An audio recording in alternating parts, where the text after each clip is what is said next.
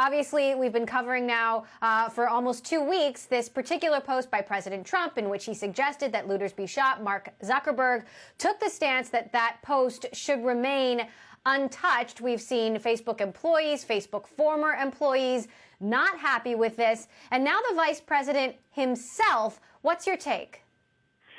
Well, I think there's no question that Facebook has failed to stop disinformation from spreading. Facebook does a lot of other things, many of them good, but they have really failed in that department, not just in the United States. What is so interesting, though, is to see Vice President Biden, Democratic presidential candidate, coming out and basically pointing his guns at Facebook, blaming it for, to some degree, I think, what we've seen of the empowerment of Donald Trump. He doesn't say that exactly, but clearly that's what the campaign sees.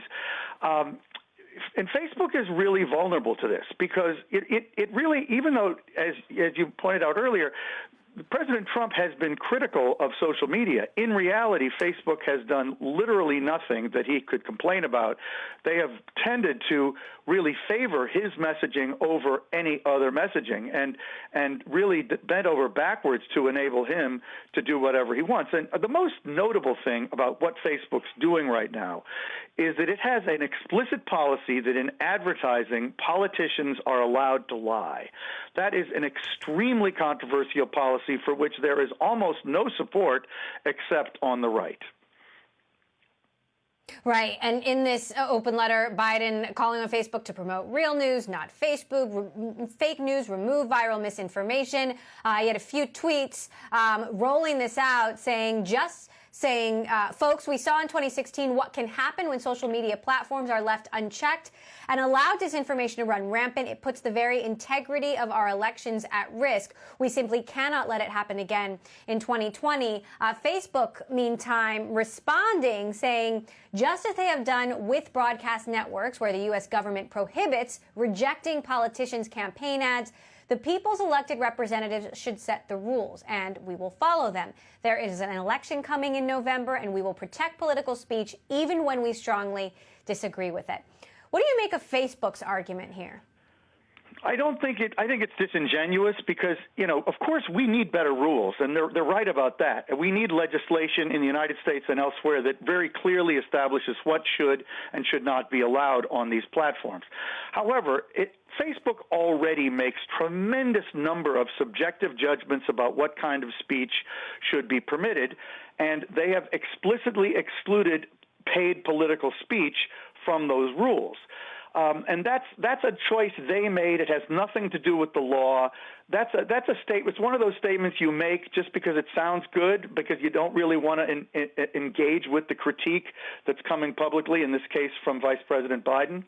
So I don't think it carries a lot of weight, but it's just another example of the kind of mealy-mouthed Facebook statements that more or less seek to justify doing nothing in the face of particularly President Trump's incendiary language, which in the case of Twitter, they decided had to be labeled or hidden behind a warning. Meantime, you have Chris Cox, who was one of Mark Zuckerberg's most trusted lieutenants and left last year, now coming back to the company as chief product officer. That he had left over a disagreement about the direction that Facebook was taking, Mark Zuckerberg taking the company more towards more private communication, private messaging. Now, Chris Cox coming back in the middle of this controversy. Why do you think that is? Well, from the standpoint of Facebook, it's a much more important development, in my opinion. Chris Cox is a critical employee who was with Facebook from the earliest days, and for most of Facebook's history has been Zuckerberg's closest sort of partner in almost everything, and somebody who played a tremendous role in defining the ethos of Facebook. So he left in early 2019 in disagreement over the policies about encrypting messaging, which Facebook is heading towards doing. His return to me is indicative of Facebook, Zuckerberg personally realizing he needs help navigating these recent crises, particularly things like employee revolts that he's been experiencing around this issue of political speech, which is unprecedented for Facebook, the kind of criticism he's been getting internally and from ex-employees just in the last 2 weeks. Chris Cox has enormous good judgment, a very big picture view, and is deeply well respected on issues that Zuckerberg, frankly, is not as well respected on. They're both well respected as technologists, but Cox is really somebody who's respected for his humanity. And I think, we would have to say, for all of Zuckerberg's virtues, that's not the way most people think about him. So at this moment in Facebook's very tumultuous history, when they're being challenged from right and left for their behavior and have to make ethical and moral judgments, he is a perfect person to come in there and help. So I really am glad to see that.